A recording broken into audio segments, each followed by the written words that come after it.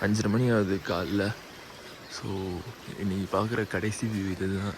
இதுக்கப்புறம் டைரெக்டாக நம்ம ரீச் ஆகிடும் பேம்புலேருந்து ஜினோ தான்.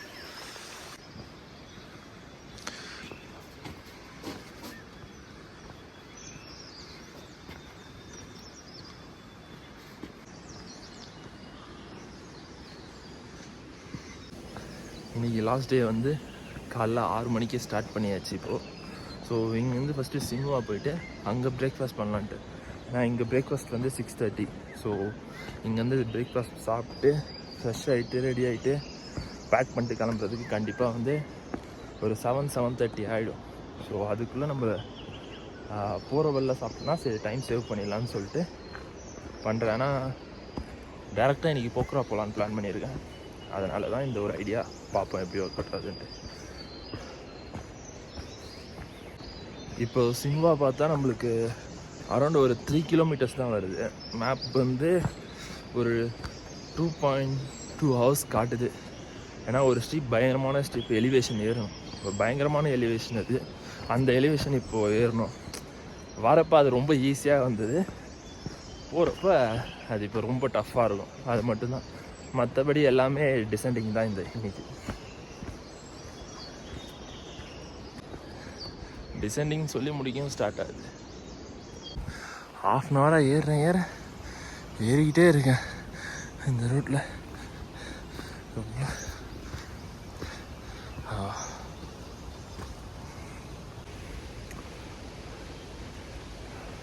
சூரியன் வந்துடுச்சு. இந்த மவுண்டெயின்ஸ் இருக்கிறதுனால நான் மேலே ஒன்றும் சன் படலான்னா ஆல்ரெடி ஸ்வெட் ஆக ஆரம்பிச்சிச்சு. இப்போ ஜாக்கெட்டை கழட்டி பேக்கில் வச்சுட்டு அப்படியே கிளம்ப வேண்டியதான். இந்த 1 மவுண்டெயினை இப்போதைக்கு ஃபஸ்ட்டாக இருக்குது. சின்வாக்கு போனால் இதை கிராஸ் பண்ணி ஆகணும். ஃபுல்லாக அப்பர் ஹில் தான்.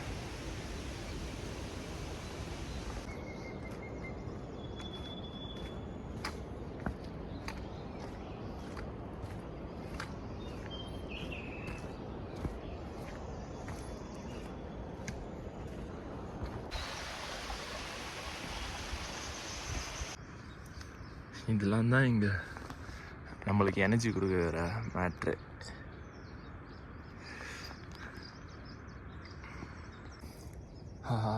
ஓவராலாக பார்த்தா இந்த ட்ரிப்புக்கு வந்து நம்மளுக்கு ஃபிசிக்கல் ஃபிட்னஸும் வேணும், ஆனால் மென்டல் ஃபிட்னஸும் வேணும். மென்டல் ஸ்ட்ரென்த் ரொம்பவே வேணும்.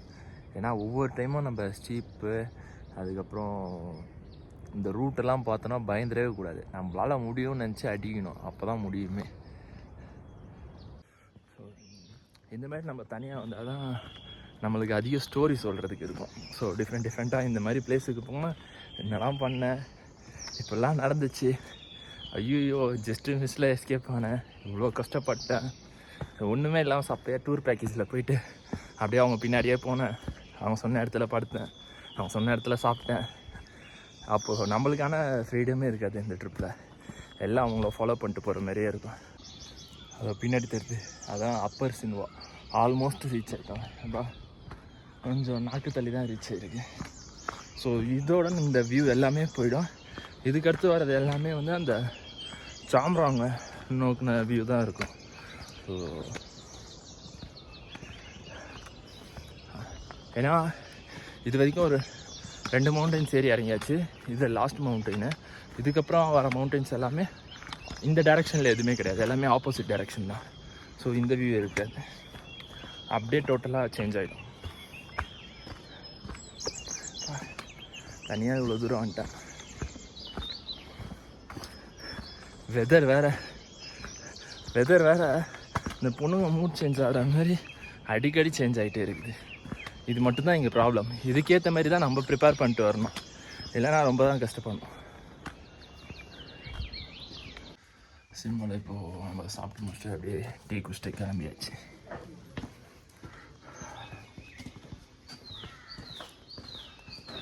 டேரெக்டாக நெக்ஸ்ட்டு சாம்ராங் தான். இதுக்கே தெரியுது, அதுதான் லோவர் சின்வா, அது வந்து சாம்ராங். அங்கே தெரிகிறது தான் காந்த்ரு. ஸோ இவ்வளோ இன்னும் ஒரு 2 மலை, 1 2 3 மலை இருக்குது. இதை தாண்டி தான் போகணும்.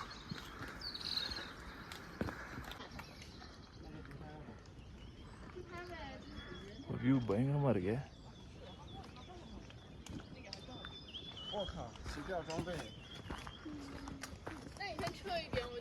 你先给他拍吧，我到这里来，我自己躲。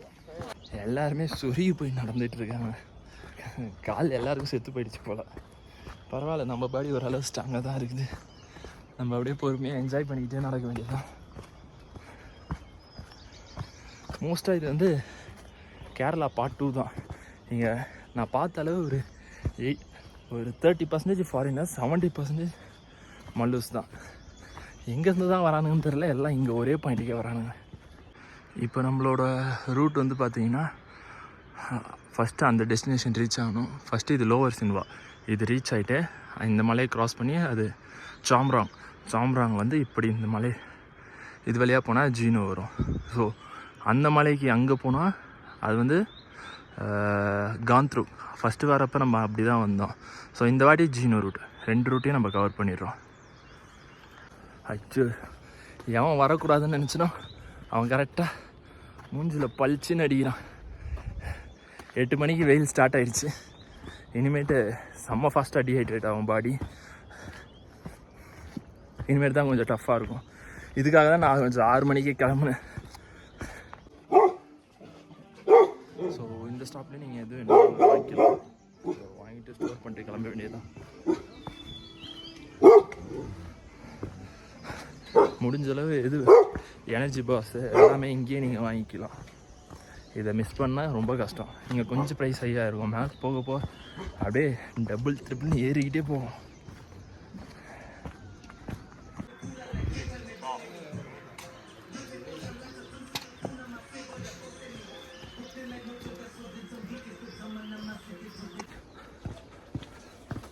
அப்போச்சு எல்லாமே ஏறியாச்சு. இதுக்கடுத்து டேரெக்டாக ஜீனுக்கு டவுன்வர்ட்ஸ் தான்.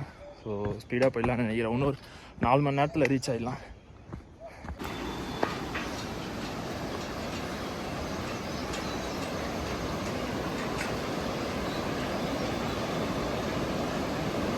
ஆக்சுவலாக இதுதான் அந்த 280 metres water crossing bridge, steel bridge.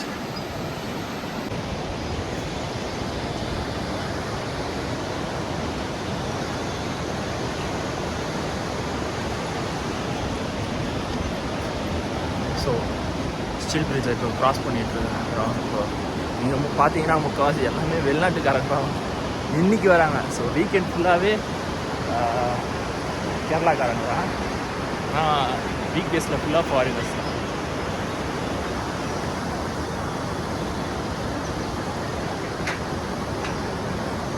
இந்த பிரிட்ஜ் வந்து சாம்ராங் டு சின்வா போகிற வழியில் இருக்கும்.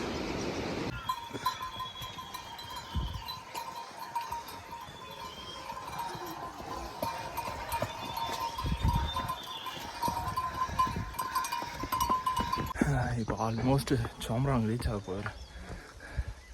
இன்னும் கொஞ்சம் நேரத்தில் ஜீனியோ ஒரு 2.5 ஹவர்ஸில் ரீச் ஆகிடலாம்.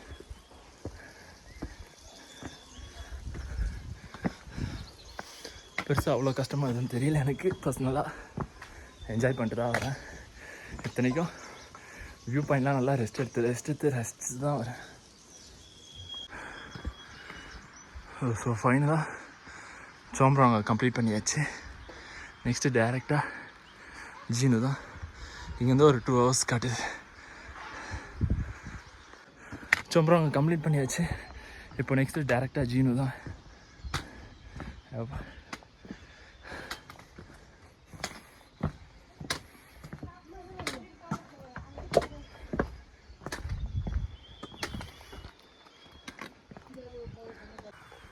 அழகாக போஸ்ட் கொடுங்க.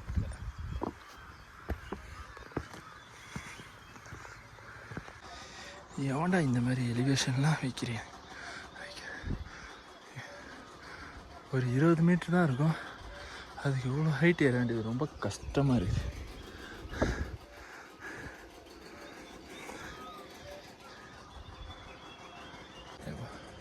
முடியும்னு பார்த்தா இந்த ஏறுறது முடியவே மாட்டேங்குது. அங்கேருந்து வந்தாச்சு. அதான் சின்வா.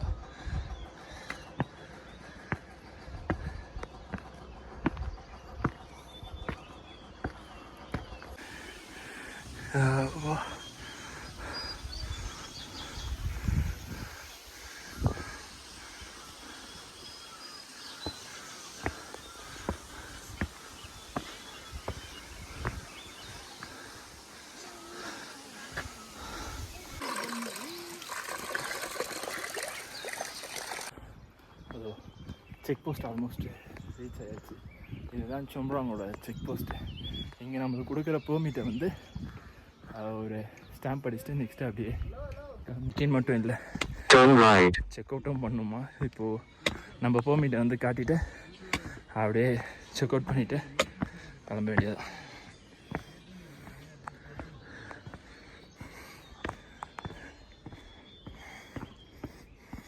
நான் வெறும் செக்இன் மட்டும் தான் நினச்சேன், பார்த்தா செக் அவுட்டும் பண்ணணுமா.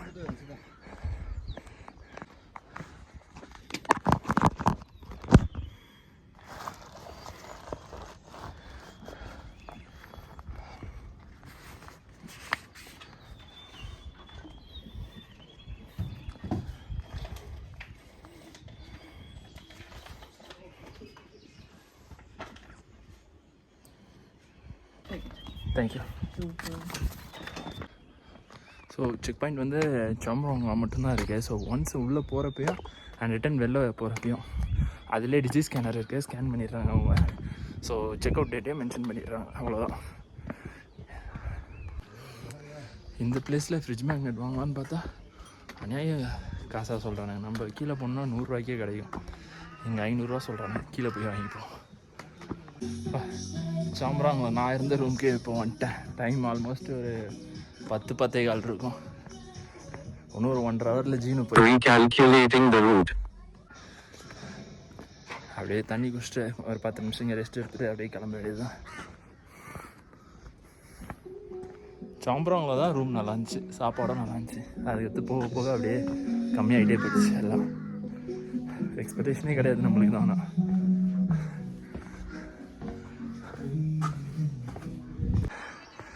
ஒவ்வொரு மலையும் கடந்து வந்ததுக்கப்புறம் நான் பார்த்தேன்னா, அடடா இதே நான் கடந்து வந்தேன், பார்க்க அவ்வளோ கஷ்டமாக இருக்குது, அதை நம்ம முஸ்டமேன் இருக்குது. அந்த மலைக்கும் பின்னாடி டாப்புக்கு போயிருக்கேன்ப்பா.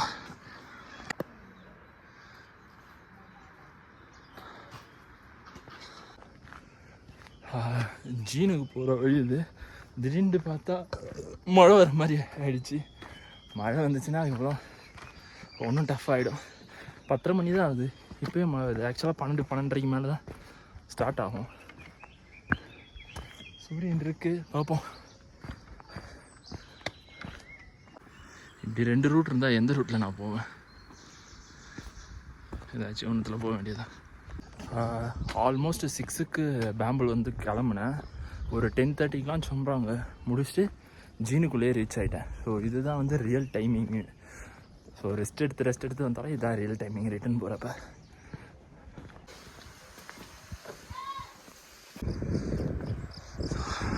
அங்கே கீழே இருக்கிற பாயிண்ட் தான் ஜீனுவே. ஸோ இப்போ அதுக்கு தான் போகணும். ஆல்மோஸ்ட்டு கொஞ்சம் ஸ்பீடாகவே போயிடலாம் தான் நினைக்கிறேன். ஃபுல்லாக டவுன் தான். இப்போ அப்படியே கீழே இறங்க வேண்டியதான் ஜீனுக்கு.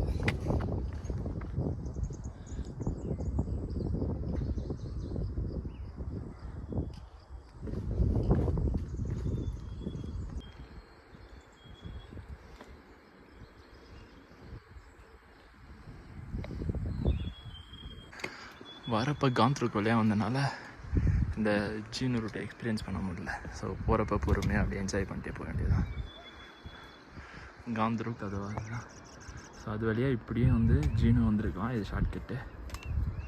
ஆனால் அப்படியே அந்த மவுண்டைன் ஏறி அந்த ரிவர் கிராஸ் பண்ணி அந்த மலையை அப்படி ஏறி அப்படி போயிட்டேன். நான் அப்படி தான் வந்தேன்.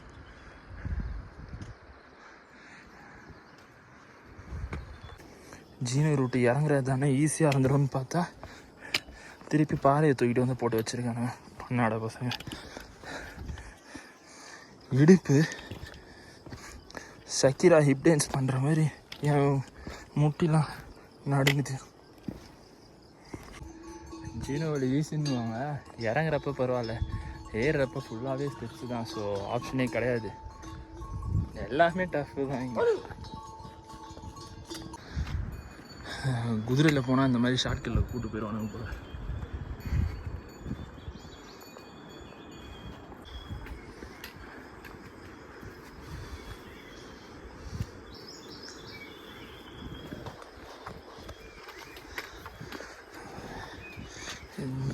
ஜீனு ரூட்டில் இந்த மாதிரிலாம் ஏற வேண்டியதாக இருக்குது. பிளாக் பண்ணி வச்சுருக்கான். ஆனால்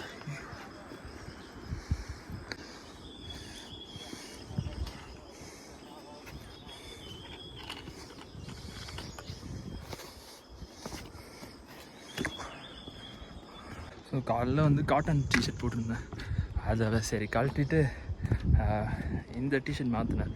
அது ஈரமாயிடுச்சுன்னு சொல்லிட்டு பேக் பின்னாடி காய போட்டிருந்தேன். எங்கேயோ மிஸ் பண்ணிட்டேன். ஒரு புது டிஷர்ட் ஸ்வாகா. மகாராஷ்டிராவிலேருந்து 2 பசங்க வந்திருந்தாங்க. ஸோ எந்த ப்ராப்பர் கேஸுமே இல்லாமல் நான் ஒரு பேம்பு ஸ்டிக் வச்சுருந்தேன். செகண்டு இதாக ஒரு ஸ்டிக் தான் நான் வாங்கினேன். உன்னோட பேம்பு ஸ்டிக் கிடச்சது யூஸ் பண்ணிகிட்டு இருந்தேன். அதெல்லாம் கஷ்டமாக இருக்கும். ஸோ அவங்க அது எங்கே கிடைக்கும்னு கேட்டாங்க. நான் எப்படியும் கீழே போய்ட்டு யாருக்காச்சும் கொடுக்கலான்னு தான் பார்த்தேன். சரி இங்கேயே அவன் கேட்டோன்னா அதை கொடுத்துட்டேன். இதையும் கொடுக்கலான்னு தான் பார்த்தேன். சரி இது யூஸ் ஆகுமேன்னு சொல்லிட்டு வச்சுக்கிட்டேன். கொடுத்துட்டா நெக்ஸ்ட்டு ஒரு 30 மினிட்ஸ் நான் தான் கஷ்டப்படணும். அதனால் எடுத்துகிட்டு வந்துட்டேன். கீழே போய்ட்டு யாருக்காச்சும் கொடுத்துருவேன் நான்.